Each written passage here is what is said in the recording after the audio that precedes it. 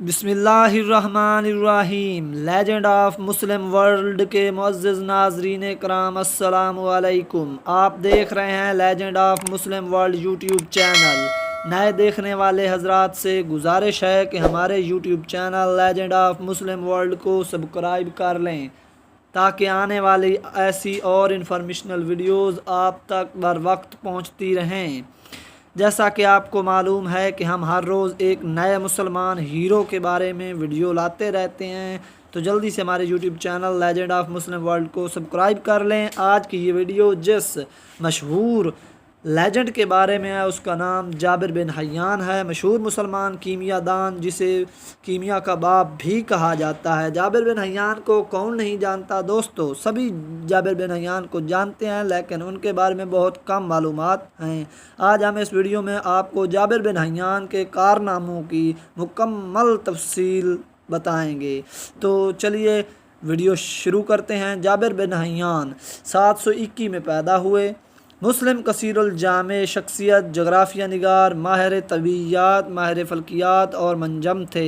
تاریخ کا سب سے پہلا کیمیا دان اور عظیم مسلمان سائنسدان جابر بن حیان، جس نے سائنسی نظریات کو دینی عقائد کی طرح اپنایا۔ دنیا آج تک اسے بابائے کیمیا کے نام سے جانتی ہے، اہل مغرب گیبر کے نام سے جانتے ہیں۔ جابر بن حیان کو کیمیا کا بانی مانا جاتا ہے، وہ کیمیا کے تمام عملی تجربات سے واقف تھے۔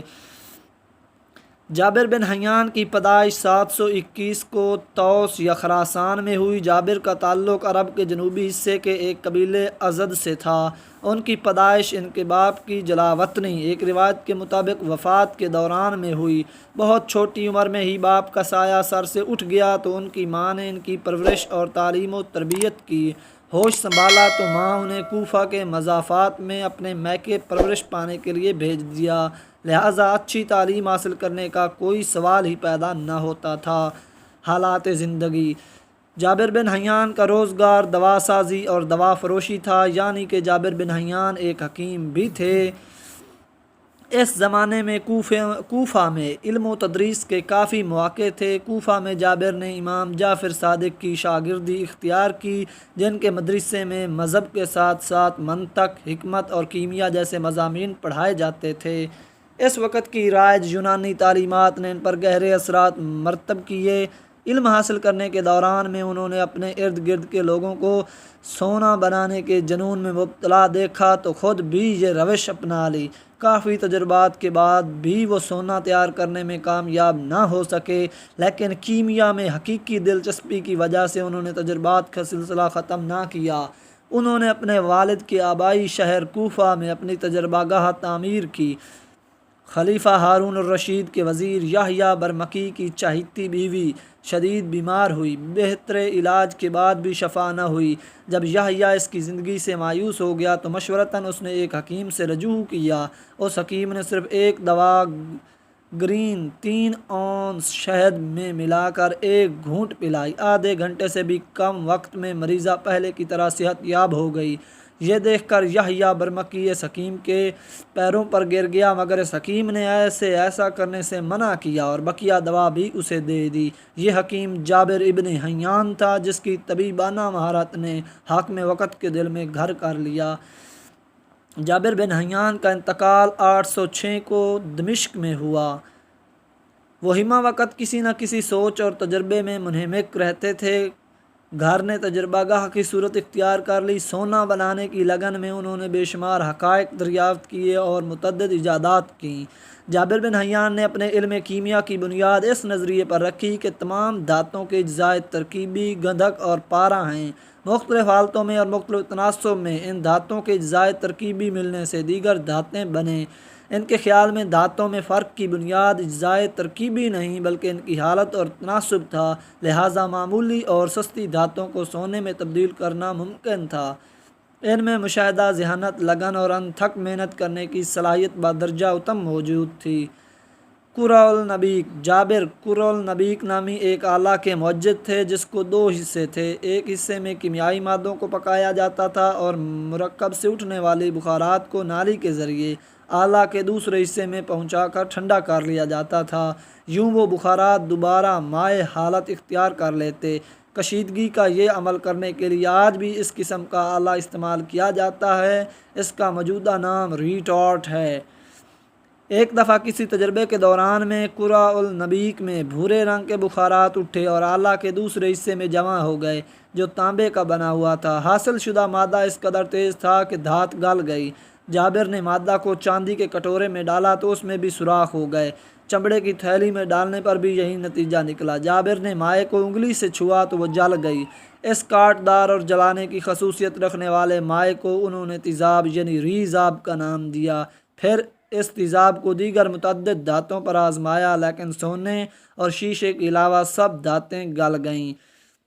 جابر بن حیان مزید تجربات میں جٹ گئے۔ آخر کار انہوں نے بہت سے کیمیائی مادے مثلاً گندھک کا تیزاب اور ایکواریجا بنائے، حتیٰ کہ انہوں نے ایک ایسا تیزاب بنا دیا جس سے سونے کو بھی پگھلانا ممکن تھا۔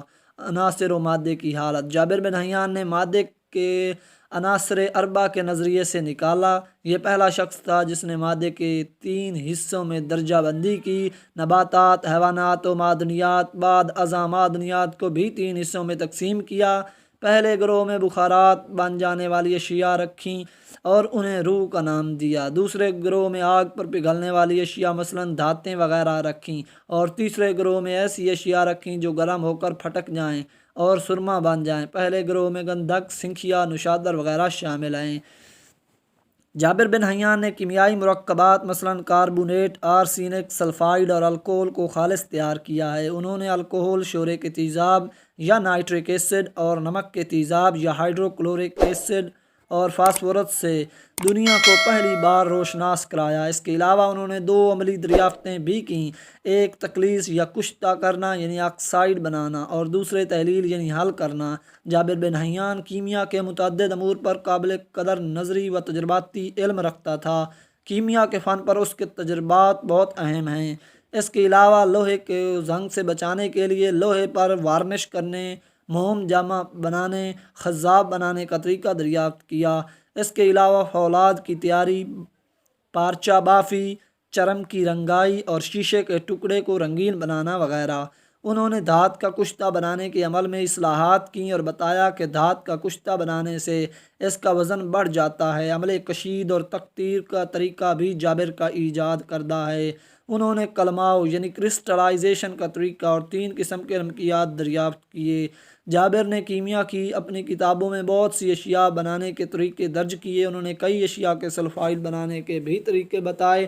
انہوں نے شورے اور گندھک کے تیزاب جیسی چیز دنیا میں سب سے پہلی بار ایجاد کی، جو موجودہ دور میں بھی نہایت اہمیت کی حامل اور سنسنی خیز ہے۔ انہوں نے سب سے پہلے قرع النبیک کے ذریعے کشید کرنے کا طریقہ دریافت کیا۔ یہ امر قابل ذکر ہے کہ پوری دنیا میں علمی، سائنسی اور فکری حوالے سے دوسری صدی عیسوی کے بعد کوئی اہم شخصیت پیدا نہ ہوئی تھی۔ بقراط، ارسطو، اقلیدس، ارشمیدس، بطلیموس اور جالینوس کے بعد صرف اسکندریہ کی آخری محقق ہائپاتیا 4 صدی عیسوی میں گزری تھی۔ لہٰذا علمی میدان میں چھائی ہوئی تاریکی میں روشن ہونے والی پہلی شمع جابر بن حیان کی تھی۔ اس کے بعد 11ویں صدی تک مسلمان سائنسدانوں اور مفکروں کا غلبہ رہا۔ جابر بن حیان نے کیمیا کی کتب کے علاوہ اقلیدس کی کتاب ہندسے، بطلیموس کی کتاب مجستی کی شرحیں بھی لکھیں، نیز منطق اور شاعری پر بھی رسالے تصنیف کیے۔ اس سب کے باوجود جابر مذہبی آدمی تھے اور امام جعفر صادق کے پیروکار تھے۔ مشہور کتابیں کتاب الملک، کتاب الرحمہ، کتاب التجمی، زیبق الشرقی، کتاب الموازین الصغیر، نظریات۔ جابر کی فکر میں نظریہ میزان کی حیثیت کلیدی ہے۔ قرآن کریم میں لفظ میزان متعدد جگہ پر آیا ہے۔ اس سے کائنات توازن کے علاوہ دونوں جہاں میں اللہ کا عدل اور روز قیامت کی جزا و سزا بھی مراد ہے۔ کائنات کا ذرہ ذرہ میزان کی منہ بولتی تصویر ہے۔ آفتاب، ماہتاب، جمادات، حیوانات، نباتات، تمام جاندار وغیر جاندار اشیاء کی حرکت اور سکون کا دار و مدار میزان پر ہے۔ میزان کائناتی اصولوں کا مرکز و محور ہے۔ جابر کے نزدیک اعداد اسی توازن کا مظہر ہیں جس کی بنیاد پر دنیا وجود میں آئی اور قائم ہے۔ یوں 19ویں صدی کے انگریز مفکروں کی طرح جابر بن حیان نے بھی سائنسی نظام کا رشتہ اپنے دینی عقائد کے ساتھ منسلک کر لیا تھا۔ جابر بن حیان کی تمام تصنیف کا ترجمہ لاطینی کے علاوہ دیگر یورپی زبانوں میں ہو چکا ہے۔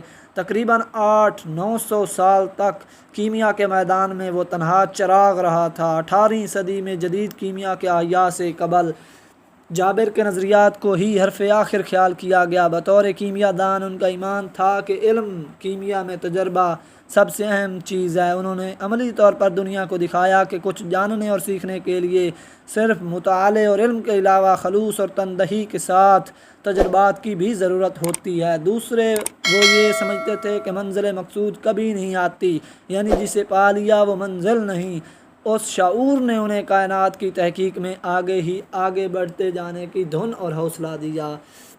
تو ناظرین، یہ تھی آج کے مسلمان لیجنڈ کی سٹوری جن کا نام جابر بن حیان تھا۔ ایسے اور مسلمان سائنسدانوں کی ویڈیو دیکھنے کے لیے آخر میں جو یہ ویڈیو کا لنک آئے گا، آپ نے ان ویڈیو پر کلک کر دینا ہے اور یہ آپ ویڈیو دیکھ سکتے ہیں۔ آپ سے چھوٹی سی گزارش ہے کہ ہم آپ کے لیے ایسی انفارمیشنل ویڈیوز لاتے رہتے ہیں، تو ایک لائک کر دیں اور چینل کو سبسکرائب کر دیں، آپ کی مہربانی ہوگی۔